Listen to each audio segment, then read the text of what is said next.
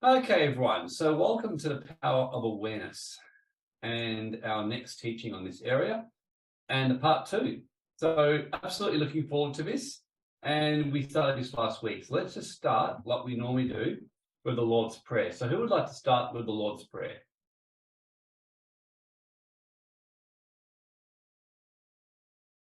Who'd like to read this out? Anyone?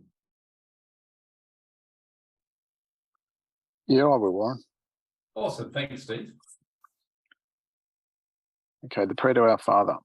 O thou from whom the breath of life comes, who fills all realms of sound, light, and vibration.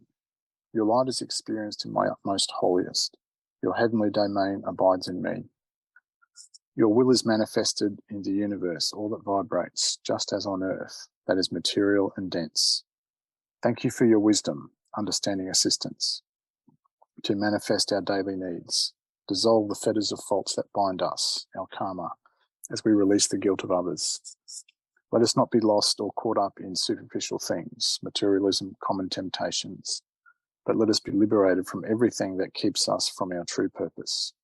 From you comes the all-working will, the lovely strength to act, the song that beautifies all and renews itself from age to age. Amen. Sealed in trust, faith, and truth, I confirm with my entire being. Amen. Thank you. Okay, so let's have a look at this. So the great secret of success is to focus our attention on the feeling of the wish fulfilled without permitting any distraction. And that's what we shared last week. So, of course, as normal, I always like to start with an I Ching reading, which, as you know, is one of my favorite oracles and is definitely one that teaches, that helps, is the most accurate one I've ever come across. So today I did one, and the one I got was actually a pretty positive one. So each week it's a bit of a group one and we come through into that. So let's just get it up now.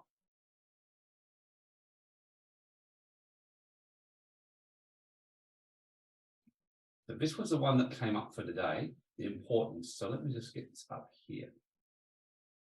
So 37 is family. Family hexagram is all about effectively getting back into a structure or stable structure of life, your family, your community, your tribe.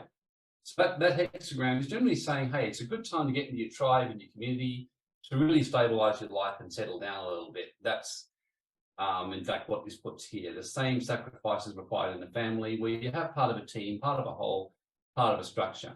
And the actual word says it's the care of the woman that brings good fortune. And so the idea is in a family is that looking after, if the wife is well looked after and feels loved, the home will flourish. Whereas if the woman or the wife doesn't feel loved, then basically the home doesn't flourish. So very important to the stability of a home that the feminine feels nourished and cared for, and that the masculine can go out and do its role. So it's very much talking about playing your role and being in your lane, so to speak.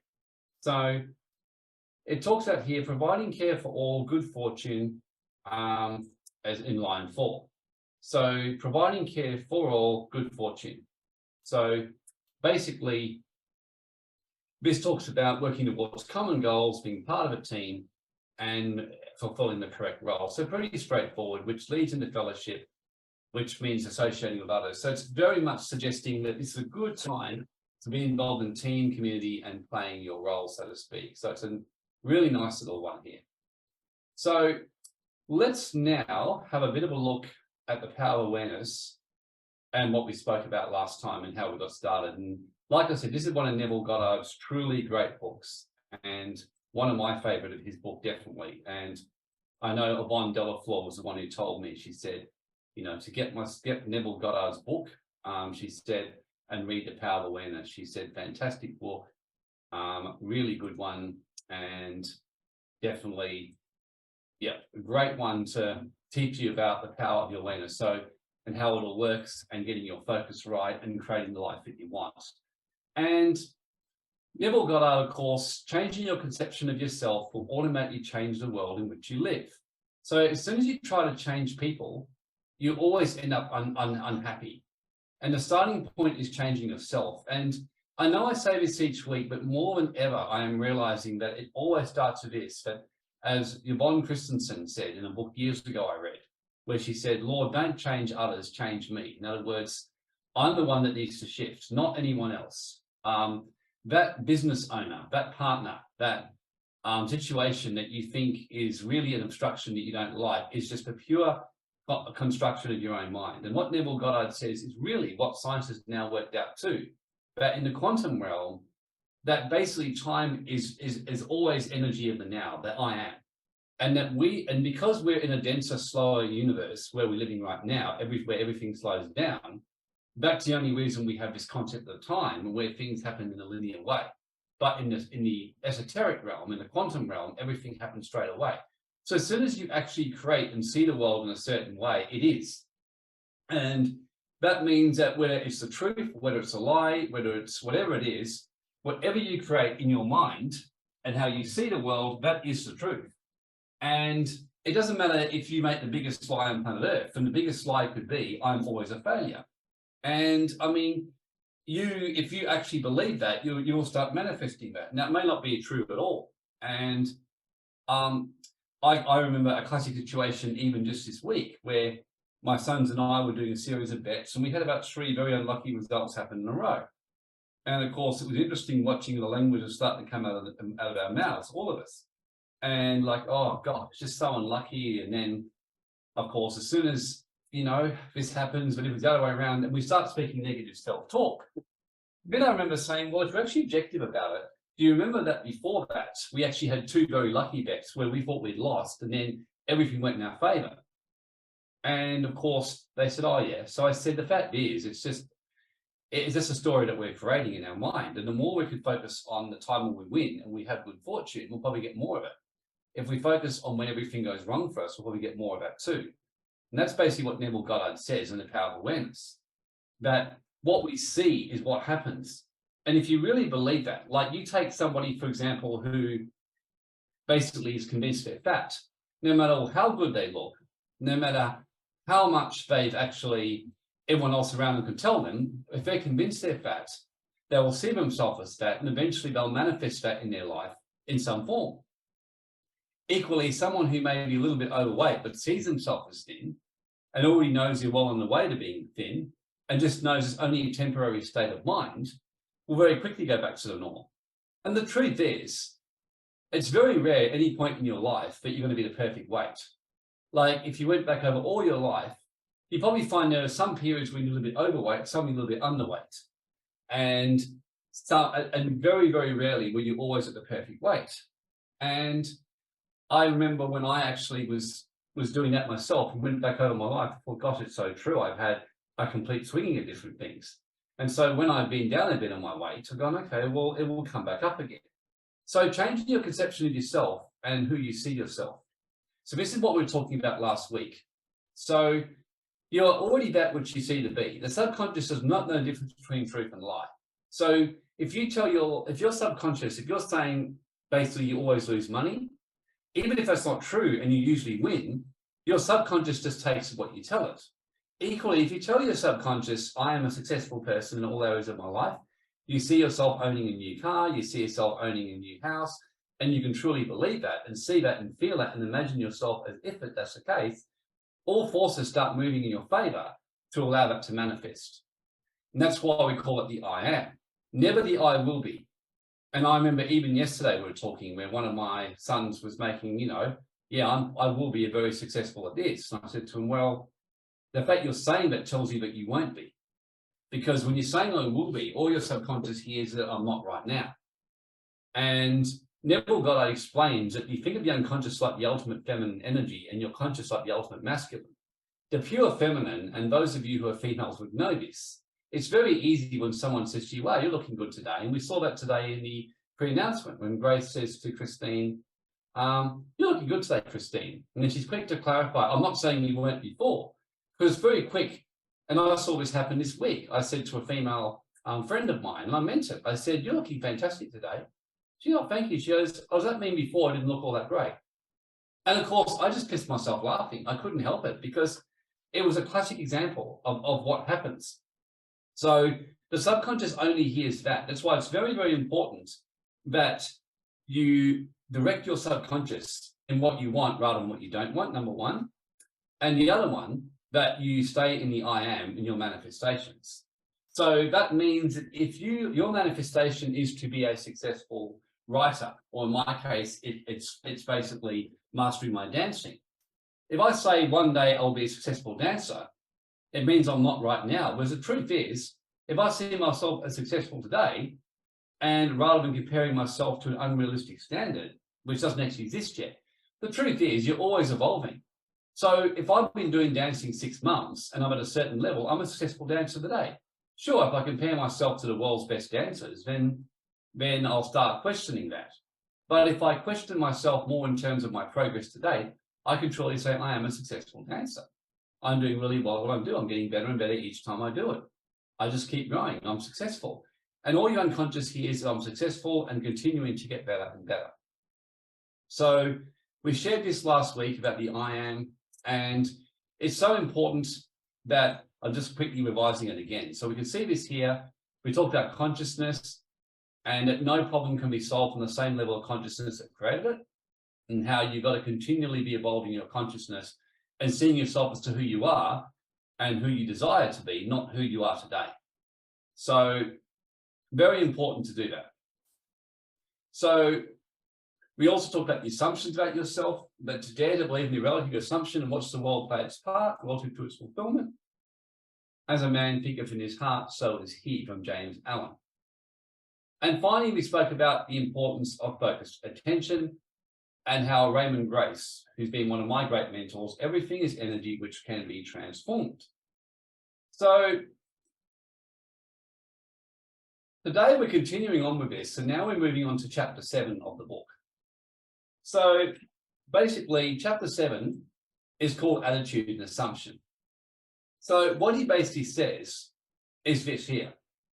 Your assumption must be a continual backing up.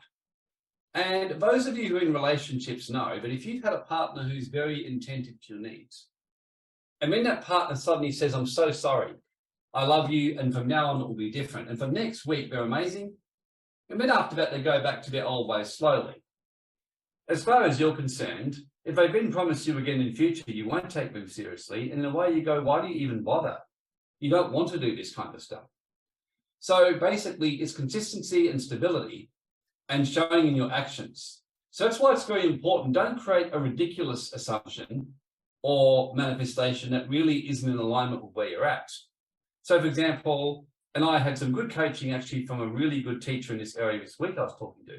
So he said, for example, if you said that you're the next Elon Musk, he actually told me, he goes, I don't think that deep down you want that, because he said, do you really want the responsibility of that level of world accountability where everyone's watching what you're doing? He said, you've got to manage billions of dollars. You've got regulators wanting to deal with you. You've got people criticizing you. And I said, you know, the truth is I actually don't. I said, that's not the last thing I want. I said, the last thing I'd want would be a famous politician. I said, I actually prefer being the shaman in the background who has fun on my webinars and who teaches people, who plays down a little bit where I'm at, you know, when I'm doing business webinars and other stuff, and live a fairly normal life and just have fun, do all the normal stuff people do. So people don't take me too seriously, but in the background, I'm effective. Like, I'm highly effective in the background. But on the front, I'm teaching people and still seen as relatively famous and good at what I do. But really, I'm seen more for something that's fun and non-confrontive. And then in the background is when I'm being a mover and shaker. So knowing that about myself has helped me to create manifestations that are realistic, or in terms of truthful and congruent with what I'm looking for. So whatever your manifestation is, many people, for example, would much prefer to be in a stable family than they would to be basically out there doing a whole lot of great career other stuff. Equally, by contrast, I think there's many people who are trapped in family roles, like a housewife or a man there, but deep down they're frustrated because they're not being true to who they really are. So that's why creating an assumption that is actually the truth of yourself and what's actually important to you is really, really, really, really, really, really important. And so, and one of the things that he says is to make sure that your assumption is backed up by a maintained attitude. So I'm just going to read bits and pieces of his chapter 7. So he said, you're assuming that God's hand will mold everything into the image of what you assume. Because as soon as you see it, it is done. He says, as an example, he says, And he repeats Romans, where Romans says that nothing is unclean of itself. It's only unclean if you perceive it that way. So if you perceive something as unclean and as evil and as disgusting and as yucky and as ugly, then in your eyes it's evil. And I still remember when I had a dream about Jesus one time, and it was very funny because this was about 20 odd years ago, when I met Jesus, the first thing I asked him was, is it a sin to drink coffee? Because I actually was thinking at the time, but maybe it was, because I was in a fairly restrictive religious movement or belief system. And all he said to me with a smile on his face was, if you believe it to be so, then it is. And I woke up and I've never forgotten that. And of course, I found that in the book of Romans in the Bible. So as soon as you believe something to be something, then it is that. So he says, the law of assumption means you should assume the best and only think of the things that you really like and what you love. So, for example, the worst thing you could say is, I really don't want a bad relationship, or I don't want a relationship with a partner that restricts me, or I don't want a relationship with somebody or this, or I don't want this, because the chance, all your subconscious is relationship, restrictive. And the chances that you're going to manifest someone who's that restrictive, you better have to focus on, I want a really good flowing, connection or relationship with someone that really brings me joy and a lot of fun and who I love being with. And if you focus on that, your subconscious goes, that sounds pretty cool to me. I'm up for that one. And you'll actually manifest it quite quickly. Equally, if you're like, well, I'm looking to manifest a large amount of money, let's say X amount of money, because I'm like, yeah, this is camper trailer really excites me, or this house. And yeah, owning my own home is important to me. And you get a picture of the home. And then you start taking actions to back that up, like in your research, in the way you're saving your money, in the way you talk about it. So there's no point walking around talking about yourself as a successful, say, business owner, and then every second day you're going around telling people how every time you start a business, it fails, and that you just don't know why it keeps happening, and you think it'll probably keep happening. Because all your unconscious sees is the incongruency, and it kind of confuses your unconscious, and naturally and inevitably, you're going to start manifesting stuff, like in your life that, but isn't really that good. So very, very important to understand that your assumption to be effective cannot be a single isolated act. It must be a constant maintained attitude of that game confirmed. So that's the basic idea. So it really must basically do that. So the law of assumption says, and he gives some different examples, like he says, a costume designer described her difficulties in working with a prominent theatrical producer and how it was causing problems, and basically said that she was convinced that she's unfairly criticized and rejected her best work, and he's often deliberately rude and unfair to her. Upon hearing her story, I explained that she found the other rude and unfair. It was a sure sign that she herself was wanting and had a bad attitude. So very, very interesting. So she was the one that had a really, really bad attitude. And I actually realized that myself. And I've been taking a lot of accountability. And I had a situation the other day with someone when I was I tend to naturally be a little bit self-critical, and I hide it well, but I actually am. I was very proud of myself this week, and I decided to actually commend myself for something that I did. One of my things I have to watch is sometimes when I feel a bit unsure of myself, I can be very reactive.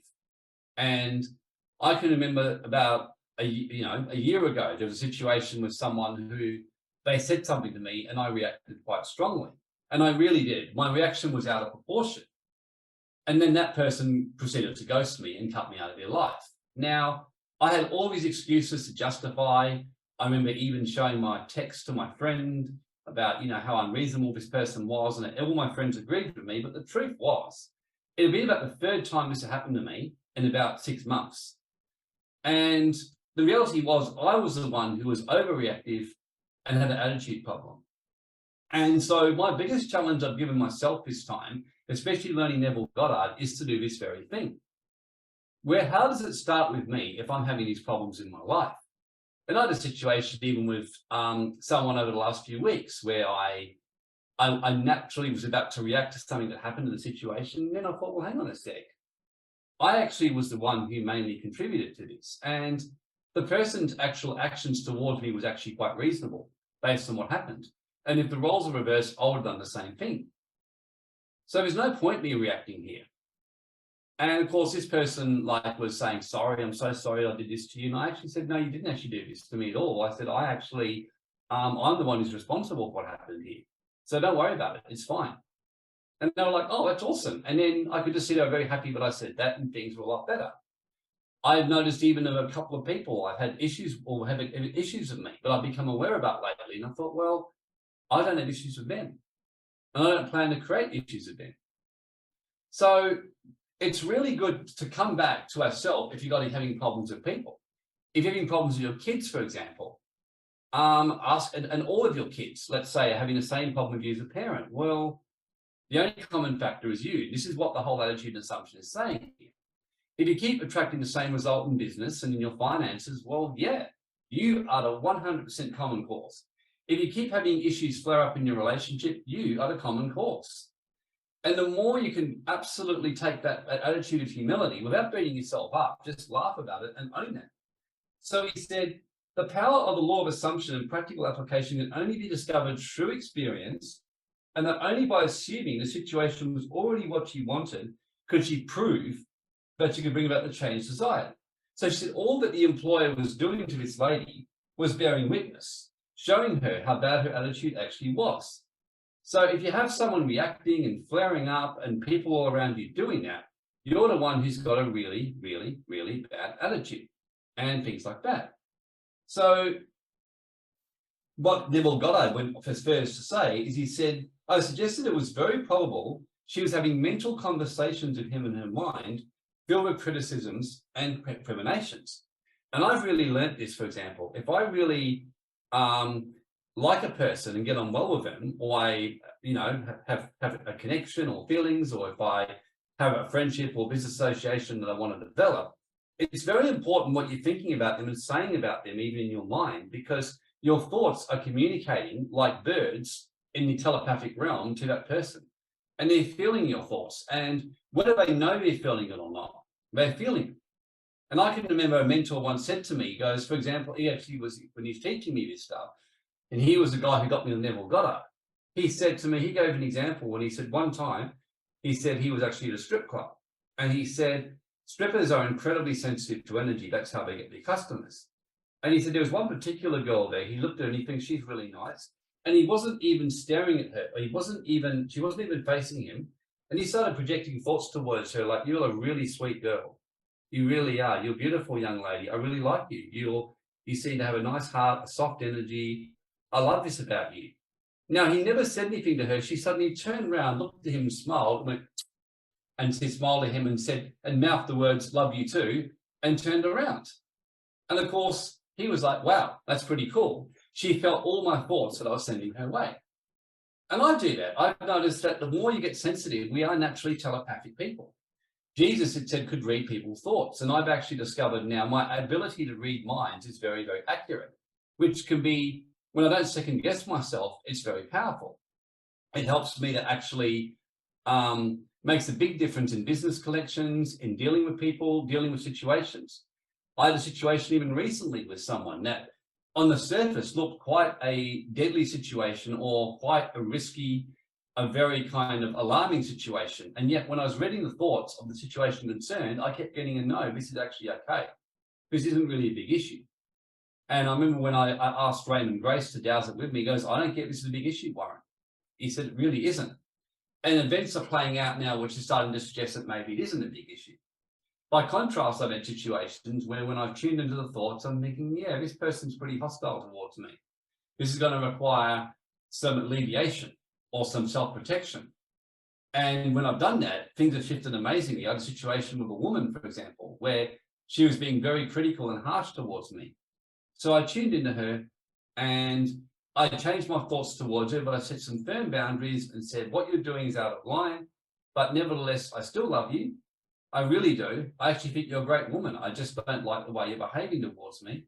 But from my point of view, I take ownership for, there's a couple of things I knew I'd said to her that was out of line, and I didn't even ring her. And as soon as I'd done that and felt the energy shift, within literally 30 seconds, I got a text from her saying, yeah, and she just basically apologized for things she'd been saying.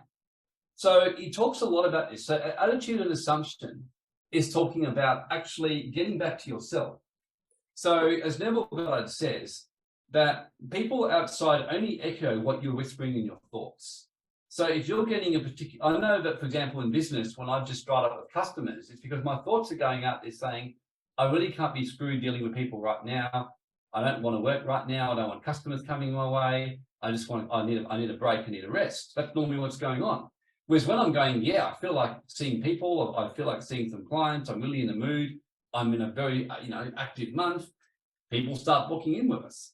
So, and what he actually said, Neville Goddard then says about this woman, she finally admitted to him that every morning on the way to the theatre, she imagined saying what she really felt about him. He was an arsehole, but she didn't like him, and all that kind of stuff.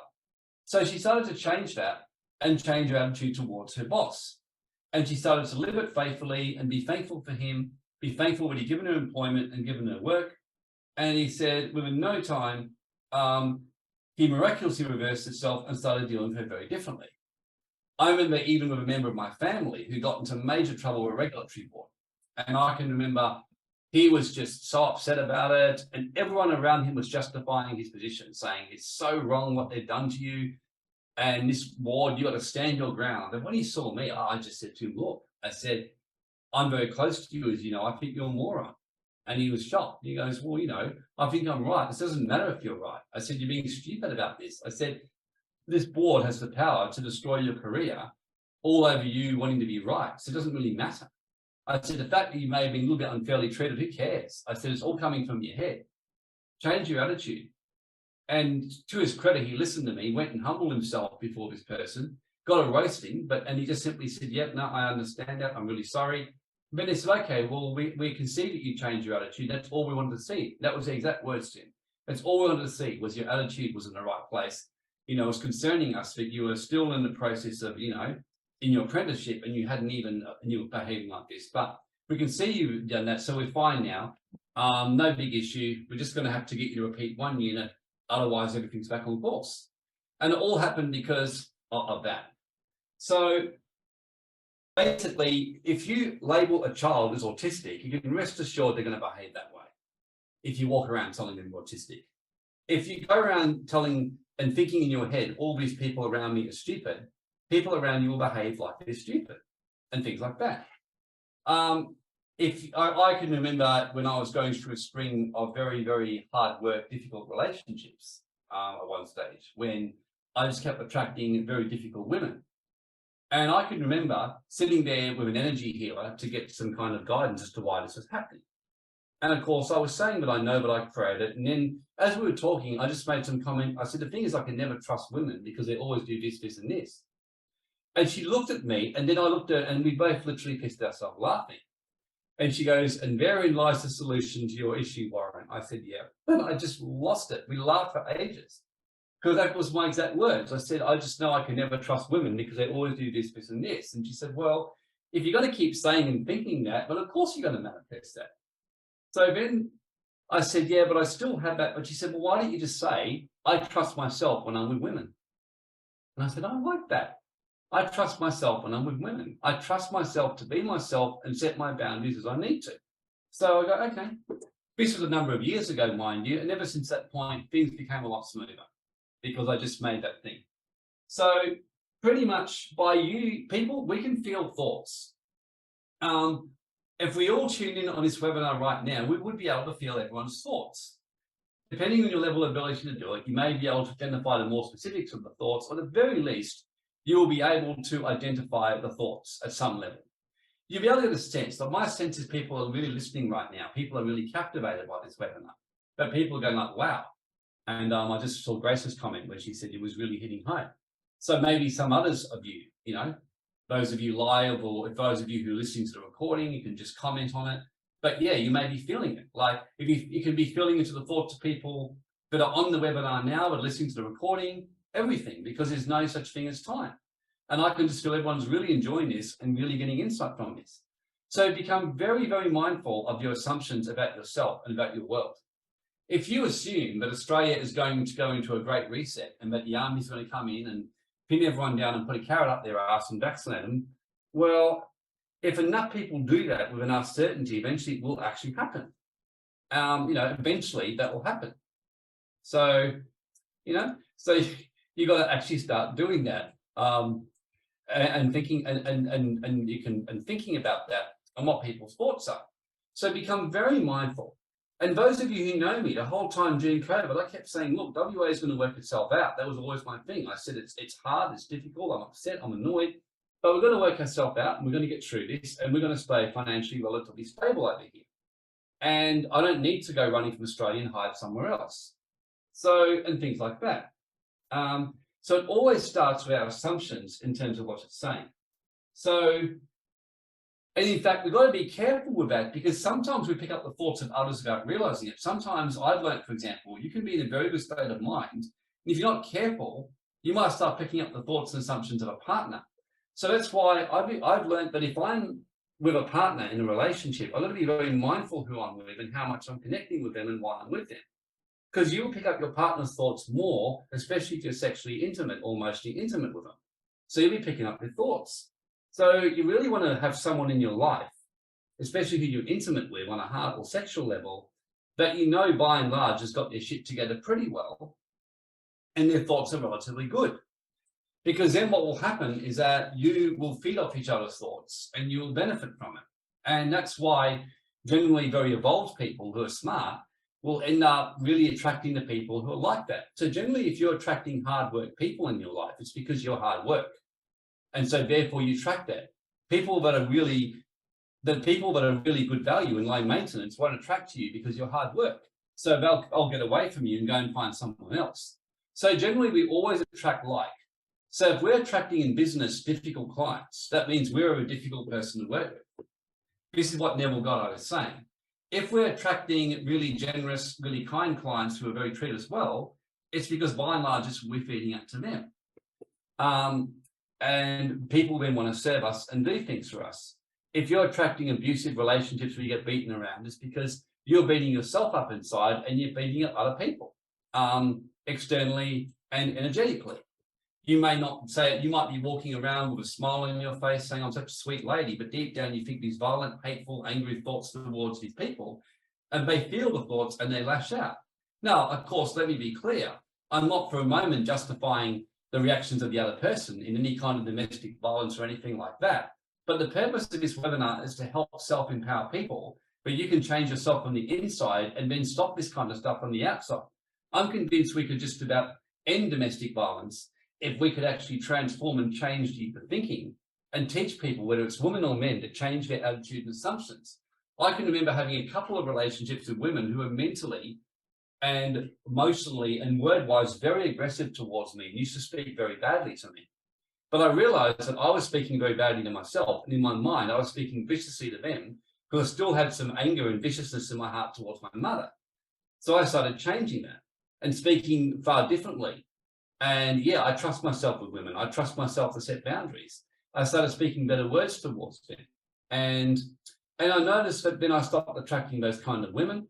And I even had a situation 3 months ago where a female who I connected up with, who I'd become friends with again, who I used to date, and I wasn't dating her again, but I started to think maybe I can. Then she sent me a message that was very similar to what you did before. That was a little bit kind of, had some insinuations, a bit of aggression in it.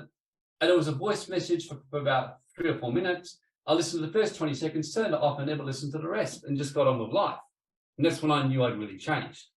So I spent a bit of time on this one, but your assumption about yourself and others is what's always going to be true. This is a 100% guaranteed, effective, certain universal law.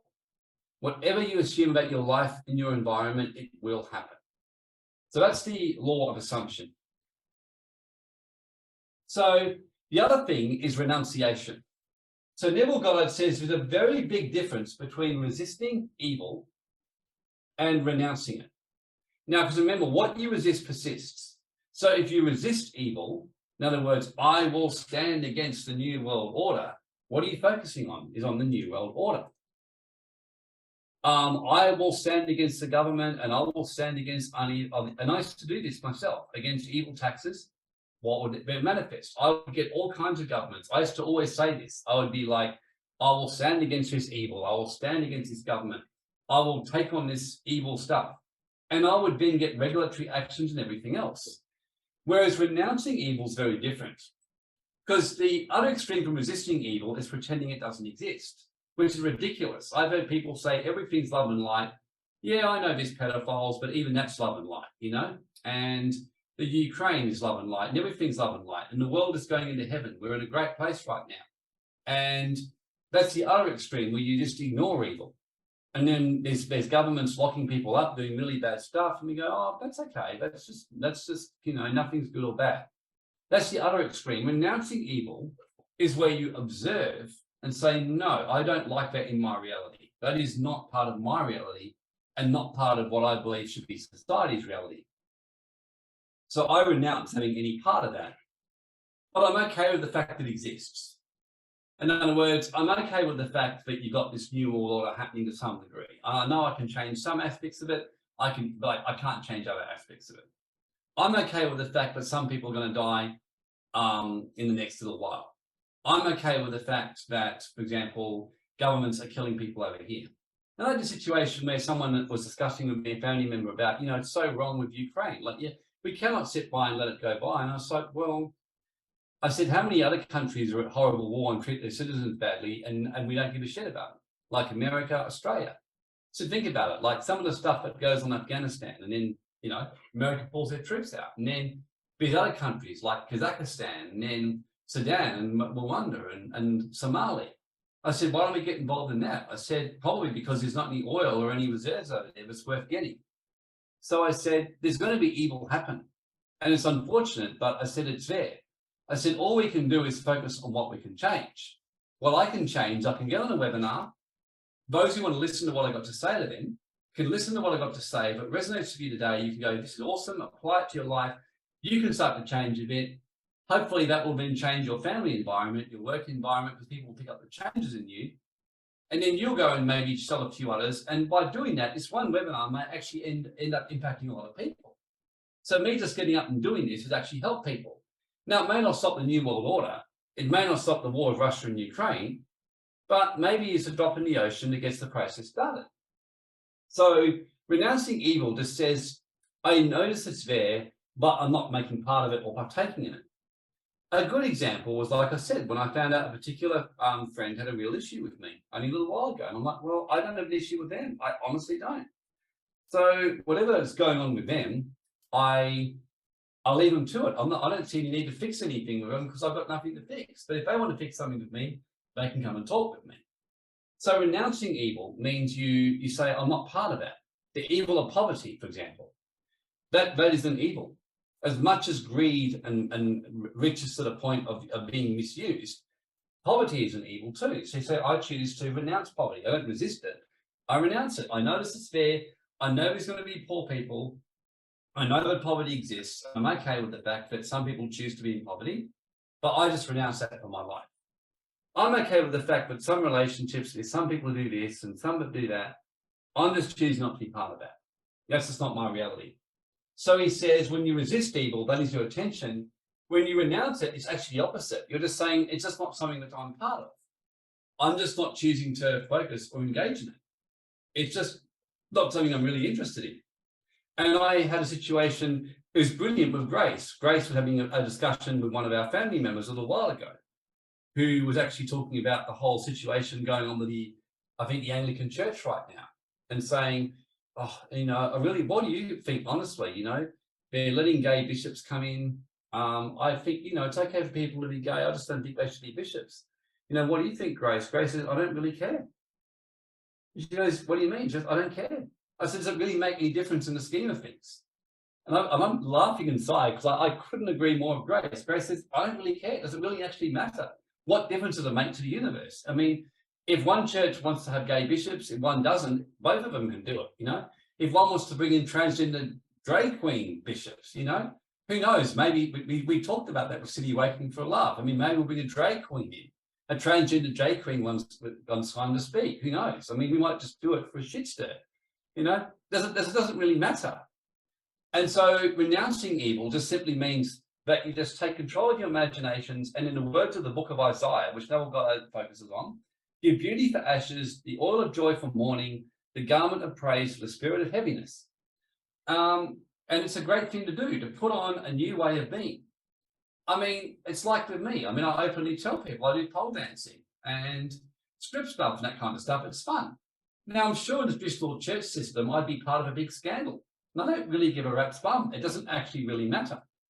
And even the other day, I had a family member saying to me about some church scandal, about, someone having an affair. And they go, what do you think? I said, I don't really care. I said, I don't know why they said they want to do that, they can.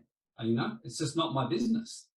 So you give beauty for ashes when you concentrate your attention on things that you'd like them to be, rather than what things actually are right now. So if right now you're struggling to pay your rent, you can focus on that as much as you want, or you can resist that and kind of go around saying, I will not do this, and I will eventually get this, and I will eventually be able to pay my rent, and I'll eventually stop being in debt, and I'll get out of debt. And all your subconscious hears is go, oh yeah, man, you can't pay your rent, dude, or do this. You're in strife. So the best thing to do is say, yeah, I can easily pay my rent. I mean, money always comes my way. Things always work out the right way. They always do in the end. And the truth is, if you go back over your life and look at objective evidence, you'll find that's actually true. You'll find most times things work out. And there's probably times in your life when you look back and you were convinced you'd run out of money and couldn't meet your bills and couldn't pay food. Maybe you fell behind on your expenses, but today you're going, well, I'm still alive and you're still eating. So somehow you actually did work it out. The time when you had a health issue that seemed like it would never fix, and it just actually fixes. The years in school when you were terrified and feeling down because you got bad marks. I mean, now you probably don't even remember your marks. So it's really good to say when your new mental states is when you start renouncing evil and turning to good. And that's the ultimate I am, Neville Goddard says. So he says, whenever the Bible talks about the tree, like it talks about where we call the trees of righteousness, when we do this, it's talking about man and woman. A tree is talking about us. So when we change our imagination, that becomes our savior. That is the Christ that is discovered within us. So it says by vine is meant your imagination, and your life starts to transform and you start to live very, very differently, completely. I've been learning this completely and things like that. And even lately, I've been challenging myself, like asking, what if I lived most of my life differently to what I lived before? Like even the other day, I said to someone, I said, honest truth, I was actually out with a girl who I get on really well with. And I like what she said to me. She goes, honestly, she said, I do this work right now, certain work that she does, but she says, my ultimate life is I don't want to work at all, literally, like do nothing. I just want to do ice skating and this kind of sport and rollerblading and whatever else, and have some fun and be creative and do this and do feminine stuff and go and enjoy life. And I thought, that's absolutely awesome. Like, and I thought, you keep claiming that and you will get that in your reality. You will, by just owning the fact. Neville Goddard actually says in one of his books, he says, I've never yet found a woman who's truly feminine, who really wants to work long hours in an office. He said, I've never yet met one. No, I'm not saying it's not possible, but he said, I've never really met one. He said, most women want to be feminine. They want to enjoy the abundance of life. They want to enjoy the goodness of God, like in the Garden of Eden. Like in the Garden of Eden, in the book of Genesis, where literally everything was provided for us. And when you actually read the book of Genesis, it says that falling into the mentality of hard work and toil to make money is actually a curse. And it's implied also in the book of Hebrews in the Bible that the rest or the peace of God or the tranquil state involves knowing that just like a child is provided by its parents, you're provided for as a child of God. And basically, King Solomon says the same thing. He noticed that people who strive and toil for wealth are generally what's called sinners. They're people who are doing it out of a sense of duty, obligation, and fear, and a scarcity mentality, that it's just not good enough and they'll just never be provided for. And it's very, very true what Neville Goddard says. He says, it's really, really allowing yourself to just claim what you want and what you are today, and then see yourself in that state and start to actually live that and be in that state of mind. So, renunciation. The other one is preparing your place or claiming your stake. Now, one of the biggest things that people really have difficulty with is claiming their entitlement or claiming their stake. Like really have difficulty claiming their stake and what they're really entitled to. And it's so interesting how the difficulty that people actually have in doing this. So actually claiming what's yours. And I can remember once a mentor once told me in business, he said, Warren, he said, you need to really be able to absolutely claim what is yours. In other words, to lay your stake in the ground. So generally that's how mining law works. You go and you place your stake in the ground and you claim it as yours. And you say, this is mine. And you claim it as yours. And then once you've done that, you are assumed to have the first right to having that particular thing. So you claim it as belonging to you. So claiming your stake. So what this mentor told me was that what you want to do, Warren, is claim your entitlement in the world. And a good example I give, and I think I've shared this webinar before, when my entitlement, I honestly don't like waiting in long queues. And I believe that when it comes to that, I'm more important than other people. And as I see it, other people can actually stake their claim in the ground as well if they want to. And I know that most people won't. I was at the airport sometime last year. The queue went out of the airport because there's some problem online check-in. My kids were dismayed, saying, God, we're going to be waiting 2 or 3 hours in the line. When I miss our flight, I said, no, we won't. I said, I'll just push in. They giggled, and I said, no, I will. So I'm not waiting. I said, other people can wait, but I'm not. And they go to me, hey, and now my mum would always say, that's just being selfish. And I'd say to her, well, maybe, but I'm just not waiting. And my kids say, how are you going to do it? I said, well, in the law of averages, there's going to be, the line's going to part at some stage. Steve Plummer, I know, would love this because Steve, I think, likes my little narcissistic streak. Or he seems to have gone now. But basically, I just thought, yeah, I just said, look, eventually there'll be some people be inattentive and they'll leave a big spot in the queue and not watching. I'll just walk in and take the spot. And it's about 9 out of 10 likelihood they'll feel too bad and make a scene and confront me. So I'm probably going to get away with it. And I did. And I just claimed my stake. And in business, my mentor said, claim your stake, assume that it is your entitlement to get this kind of money and to make more money than anybody else. Otherwise, you won't. So he says, the harvest is ripe and it belongs to you. So he says, go make your claim, think about it, and take hold of it. So he says, the I in your quotation is your imagination. And he said, and simply prepare it as yours. So go and state your claim. So once you know what you desire, just simply state your claim and go, yeah, it's my entitlement. Absolutely. One of my sons, who some of you know, who I said this last night, actually, when I was having a chat to his brothers, I said, but my youngest son, Josiah, I just said, he's an absolute scream. I said, this guy knows how to claim entitlement better than just about anyone I've ever met. I said, he just assumes that everyone will provide for him. And it doesn't cross his mind that will be anything other than that. And I said, sure, he's going to have, I mean, some would say it's your duty to knock it out of him. I'm like, well, the only thing really to knock out of him is just to make sure he realizes that this is your choices and this is what happens and you can choose what you want to do. But he just does this. I still remember a good example of that where he just basically told me what his life goal was, which right now I don't really have one, but he said, when I feel ready to it, yeah, I'm just going to find something that will make me money really easy without having to do an awful lot. And I have no doubt he's going to pull it off. And things like that. So claiming your stake means that you just claim your entitlement. One of the things that I claimed early on in my life was, I remember when I read the scriptures and the sacred teachings, and I realized that it wasn't really the plan of God or the higher plan in the beginning for us to be toiling and working our asses off. Yes, we're meant to work, but we do work that we really enjoy and stuff that actually fulfills us and that makes a difference. And then money is a separate thing altogether. And I can remember being in Vegas and seeing the Crown Prince of Saudi Arabia with his concubine of 10 women, literally putting $25,000 bets every time where money's not an issue for him. And I can remember my mentor saying, how many hours does this guy work a week for his money? And I said, nothing. So he said, the money that you make is an independent thing from the hours that you work.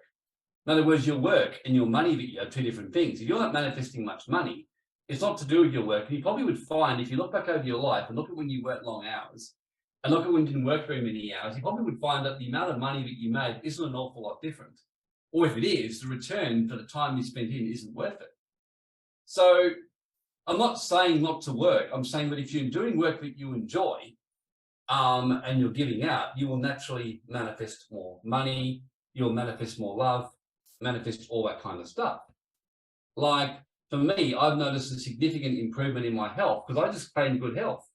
And I can remember being tested on this. I had someone years ago, people would say to me, it's just part of life that at times you're going to have periods of bad health. I said, well, that's not a state that I'm claiming for my life. I'm really not. I mean, others can claim that stake if they want to. And someone said, yeah, but inevitably you get aging and death. And I said, again, others can take that claim, but I'm not claiming that stake in the ground. I said, for me, as I said, I won't be that way. I'll stay young. I'll be like Moses, be 120 and still look really hot and amazing and young. And if it doesn't happen, but I'll die young anyway, so it doesn't really matter either way. I said, but I am claiming my stake that every year goes by, I get younger because I'm getting more mature and letting go of more trauma. And in my recent biomechanical assessment in Bali, it showed I'm about 20 years younger than I actually am physically. And I'm noticing that I'm in the best health I've just about ever been in, with my body, my back, with everything. And that was because I claimed that stake. And if I listened to what the stakes others were trying to give to me, I would have fibromyalgia, I'd have chronic fatigue, I'd have a gallbladder out by now, I would have arthritis, I would have joint problems, I'd have ongoing back problems, everything. I'd have a hiatus hernia. I mean, I could give you a beautiful list of things. I'd be probably vaccinated with all kinds of weird and wonderful things, but I claimed my own stake of my health. So equally with relationships or with a partner, you can claim your own stake. So for me, I've claimed a stake, but yeah, if I'm going to have someone in my life, I want to have a really fucking good connection with them. You're going to be someone who I feel good being with, and they feel good being with me. And I can feel that they want to be with me, and I want to be with them. And we enjoy each other's company. And for my stake, people said, and I remember being told even years ago when I was, open to a partner and someone said, the problem is, Warren, if you go for a younger girl, you're going to want someone who wants kids. And at a particular time, I said, not necessarily. I said, for me, I know that the next partner I get won't necessarily want kids. And I said, well, if she does, she'd be quite happy doing it in a different way and a more alternative way to what the norm is. And so I said, that's not a reality I create for myself. And sure enough, I had Sammy come into my life, and yeah, she always said, in her case, she preferred not to go that path. So that was a choice I made at the time, claiming a stake. So the point is, you claim your stake and you set things in place, whatever it happens to be for you at the time, and keeping in mind that your stake can actually change as well. But that was my stake I claimed at the time. I also remember people telling me the problem is if you, go this path or whatever else, then you're going to have this happen to you. And I said, well, not necessarily. And things like that. So when it comes to finances, I've claimed stakes, and now I'm claiming even new stakes in the ground in terms of that. With the church, City Awakening, the new stake which I'm claiming at the moment for this church is to really grow its reach across the world online and to have its own centre in our city. And that's the stake we're claiming, and to become the most profound spiritual teaching, helping awaken, people across society everywhere. So Neville Goddard talks about claiming your stake and really putting it together. The other thing that Neville Goddard talks about is creation is finished because it's inside your mind. So he says, all that you've ever been or ever will be exists now. So he said, when God said it is finished, he didn't say it will one day be finished. He said it is finished. When Jesus on the cross said it is finished, he said it is finished. In Genesis, it says God saw his work and he knew it was good. So in other words, all that you've ever been has already been done. And Solomon says this, the wisest man who ever lived, they say, in the book of Ecclesiastes. He said, there's nothing new under the sun. Everything that you've seen today has already existed. We're just living in a construct where it's a different level of quantum reality, where it's more denser, where it's all slower, but all this has already happened before. If you think of something that has been done before. So he says, that's why there's no such thing as something that hasn't been done. So seeing yourself as abundantly wealthy, he said, it's only a choice. Poverty is purely a choice. So he says, if creation is finished and all events are taking place now, he says, your concept of yourself determines the events which you encounter. So he says, assume the feeling of your wish fulfilled and notice what happens. So assume right now, so think of one thing that you really want in your life, is what he says. So just everyone could do that right now, listening to this training. So think of something you really, really that's important to you. So let's say it's it's something about where you've got money coming in for you from business that you really enjoy doing. Or let's just say it's a really good partner or relationship that you're seeing that's a certain way. Like for one person, it might be someone who you're married and you're in a stable home having kids together. For another, might be, yeah, someone where I'm a free spirit, they're a free spirit, we're together, we're just enjoying being with each other, and we're just together and we have stability and we're living in separate houses. And then people might say, well, you two inevitably will have to live in the same house, but you just see it that way and you will get that. Or you may be thinking to yourself something about some kind of thing with your kids, but you see yourself in a really close relationship with your kids. And you see the feeling of the wish fulfilled, or you're seeing yourself in a new career. So it's seeing yourself doing something. For me, the start of this year, I've been creating a new reality where I've actually been involved in more businesses, but doing a lot less in each of them. And that's slowly what's been starting to happen.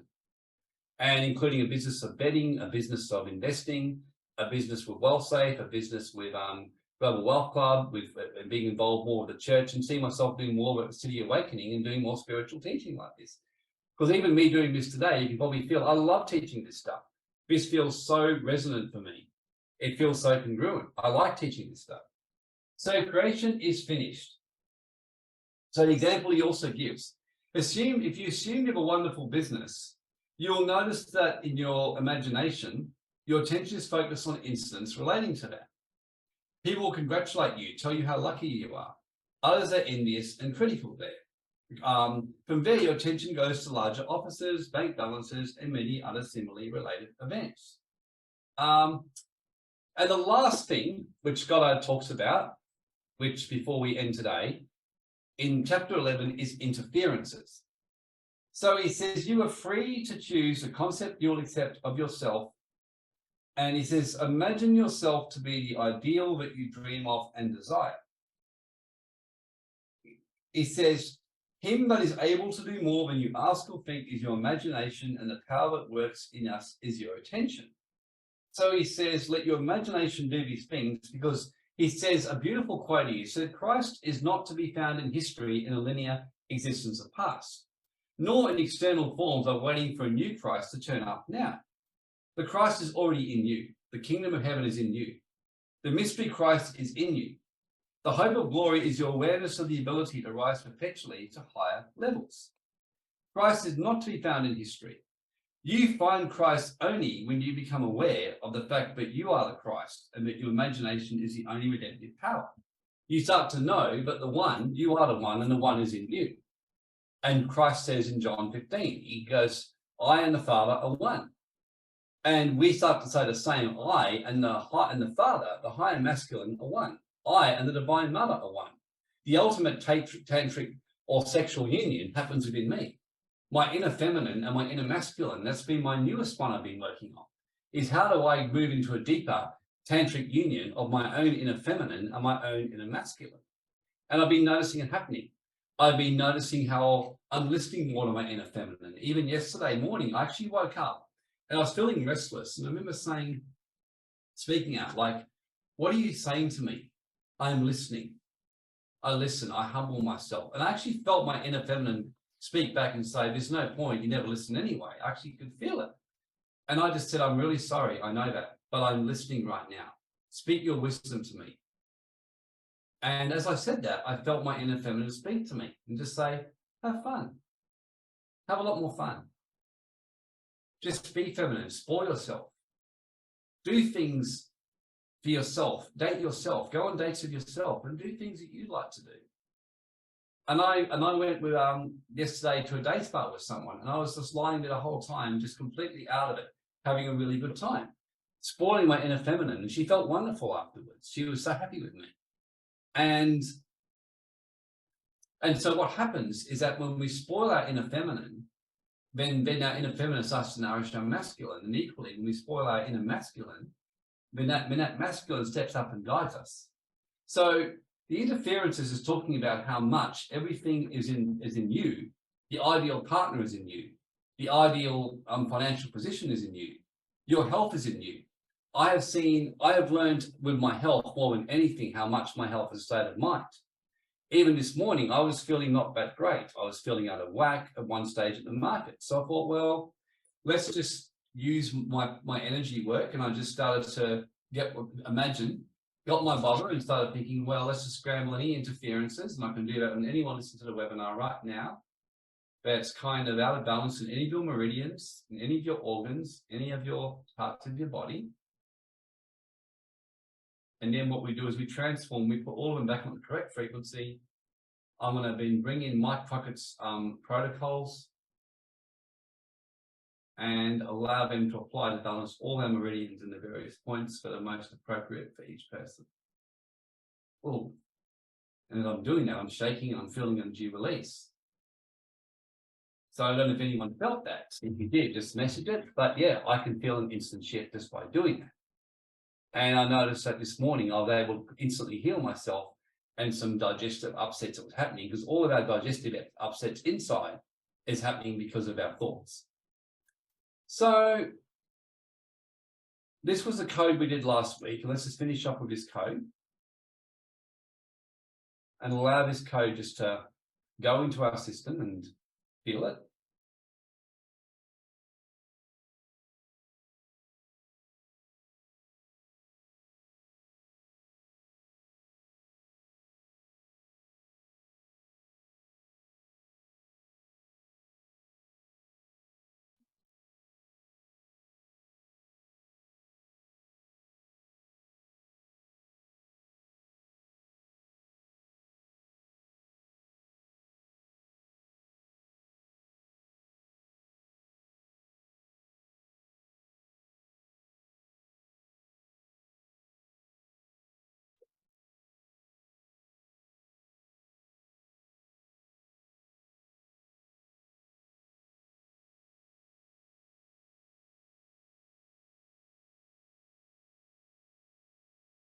Just let this go into your third eye and go into your whole energy field. And let's clear it out. And just allow it to go through and infuse whatever you need in your frequency to manifest higher abundance, higher sexual creative energy, emotional stability, financial prosperity.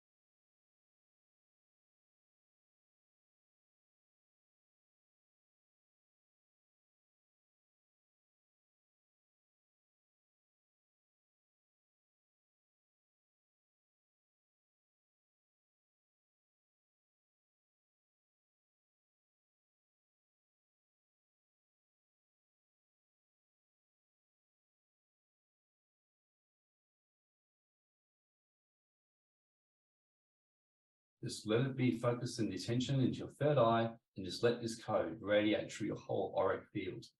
So if you really feel it, it'll radiate into your auric field. It'll go right through your chakras, go right down to your base chakra, right down to the chakras under your feet, 6 inches under your feet, going right down to the center of the earth, up to the eighth chakra, 12 inches above your head, your ninth, your 36 inches above your head, and then right up to your heavenly crown chakra. And just feel that your whole light body being energized, because then your light body goes right up and touches heaven and goes down to the center of the earth. That's where your light body starts and ends. And just feel your central vertical channel, like this whole radiant red violet flame light just going right through it and awakening all your frequencies and releasing anything that doesn't serve you anymore.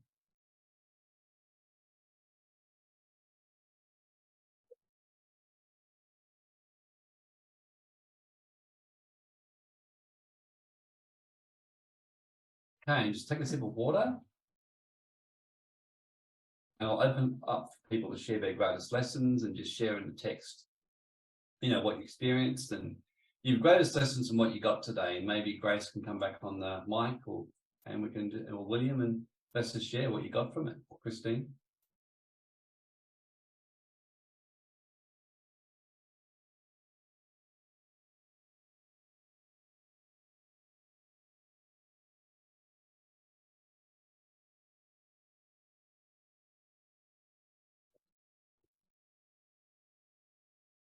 It's always good to actually check in yourself, isn't it, where you're at?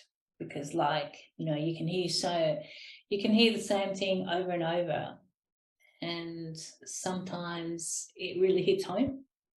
So it's like, for me, my attitude this morning was that, okay, let me be a child and learn and hear and be refreshed by these words of power, of awareness. So really my learning curve today has been that. It is so true. It's all about you. I mean, I talk to other people about it. It's all about you. So everything, all circumstances, is about your universe. So I really took that in actually today.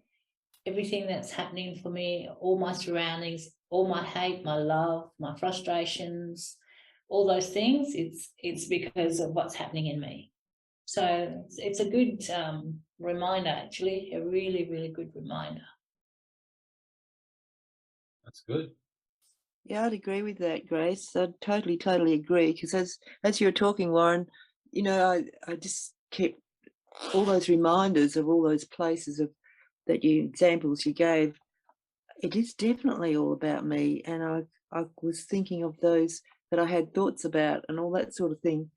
And it's definitely, and I've noticed, I remembered of different circumstances where I changed my perception of people or my thoughts about people, and that circumstance had changed as well. So I don't think we can be reminded often enough, to be quite honest, because it's how you can change your life totally. Yeah. So thanks for that. Yeah. Yeah. I think the key for me is that to be really like a child, not childish, but to be like a child that's open and open to learning, and everything's new. There's a newness and there's a new perspective. So I always try to practice that, and also you see the fun of it, no matter what challenges, whether it's hard, easy, whatever. You know, when I look at a child, they just really enjoy life, really enjoy the sunlight, all the simple things in life. And they have no worries, do they? Yes, no, there's a lot of power, isn't there? Yeah.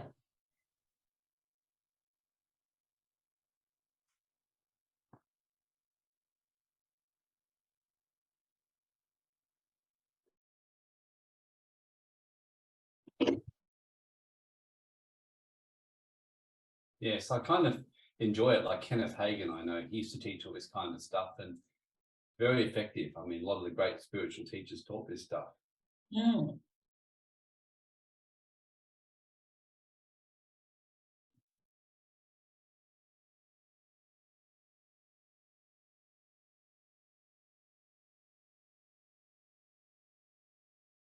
Any action items, Grace, that you're taking away from this? Just continue to practice it, really. It's a moment by moment, isn't it? Oh yeah, we certainly create our realities, don't we? Yeah. Every now and then I get off the yellow brick road, but other than that, it's a continuation on that path. Yeah. Sure is. Yeah, because it really does take practice. It really takes exercise to keep on that path. Because everything in me wants me to go down my human side, my ego side, you know, all my sensory. And it brings me back to sight. I mean, I don't know about you guys, but it certainly does for me. So my my practice is continually see beyond the veil.